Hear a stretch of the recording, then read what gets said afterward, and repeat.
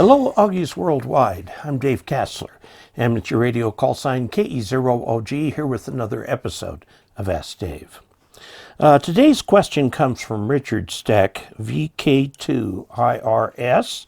That's Australia, I believe. He says he has a CD called Your Introduction to Morse Code, second edition, published by the ARRL and copyright 97 and 98, so 24 years ago or something like that. There's nothing wrong with it. The Morse code hasn't changed. So it says the edition used standard spacing at 5 words per minute. Ugh. Oh, that's really slow. That's terrible. I noticed there is a 4th edition of the CDs and would like to update a training package. Question: has the format for teaching Morse code on the 4th edition CDs changed? For example, are the Koch or Farnsworth techniques used? The answer is I have absolutely no idea. Let's take a look in the store. Okay, we're going to go to the ARRL.org webpage and see what we can find in the store, ARRL Store. Okay, and we're going to look down here and see what we can find. Okay, here we go. An oscillator kit, your introduction, audio CDs, 2 audio CDs, learn the code at 5 words a minute. Okay, these are going to be the same thing that they had before. So we'll take a look at this. I've clicked on it. It says your introduction, 5 words per minute, 2 audio CDs. Okay, that's what it tells you there. Okay, you can get new ones if you want. This looks to me like it's the same version as before, and so it's going to be 5 words per minute. Let's go entirely outside this and search for, let's see, G4FON. Okay, G4FON right here. Okay. Now this says G4FON, Ray Burlingame Goff, went silent key on July 29th of last year. And deeply sorry to hear that. But he has a CW trainer right here, Koch CW trainer version 10.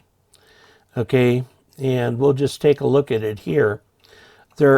I recommend this as the way to learn Morse code. You can start out with as few letters as you like. What it'll do is give you 2 letters. You learn the difference between them, and it keeps introducing new letters, I think, in pairs, and until you've got the whole thing and all the alphabet and so on. You can also put a text file in there, a selection of word. You can make it act as though it's an actual QSO. Okay, now you've got an actual speed here. You could make this 5 words per minute. I'm sorry, 18 words per minute is the Farnsworth method. The actual speed, 18 words per minute, and then the effective speed of 5 words per minute. And what it will do is it will put the appropriate spacing in between, so you're getting the characters at 18 words a minute. Okay, and you can also make it act as though you're actually receiving it over a receiver by adding noise.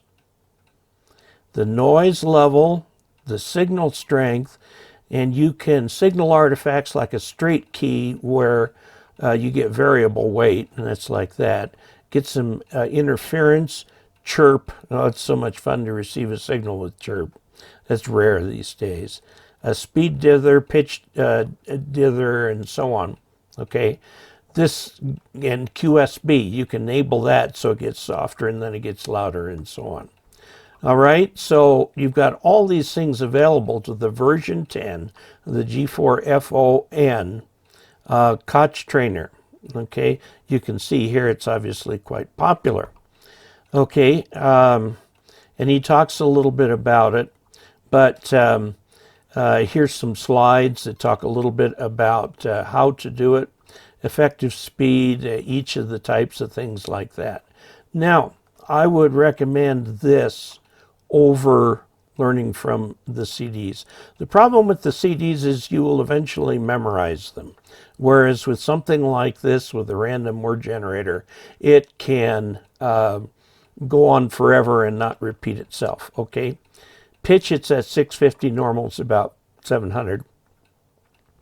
This tells you which characters, and you can go into the setup right here and set up which characters are included. Here, see, it's got slashes, question marks, periods, and so on. It can send random text. It can send real words. It can send them as though they are a QSO, and so on. There's no test anymore for CW, so learn it any way you want. Once you get up to about 6 or 7 words per minute. Now, the best place for slow code is around 7050 to 7060, give or take. And also for really slow code, 7110 to 7125. And these are obviously in the 40-meter band. Okay, you will find slow code about this same spot on any band.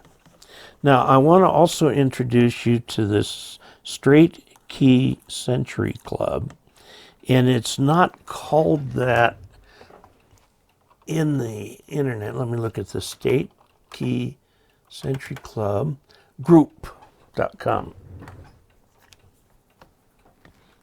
Group.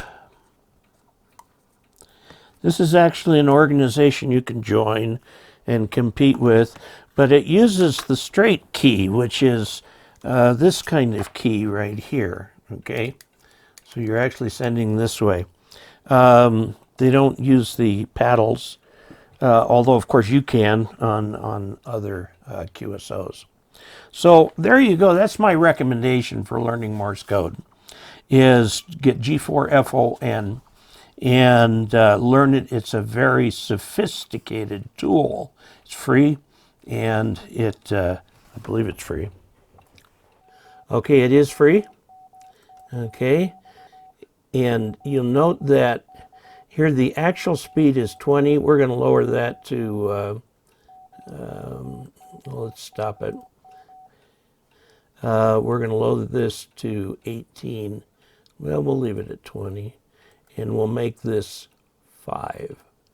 Okay, now maybe we can lower that. Nope, 20. We're stuck with 20. Okay, now let's try sending again.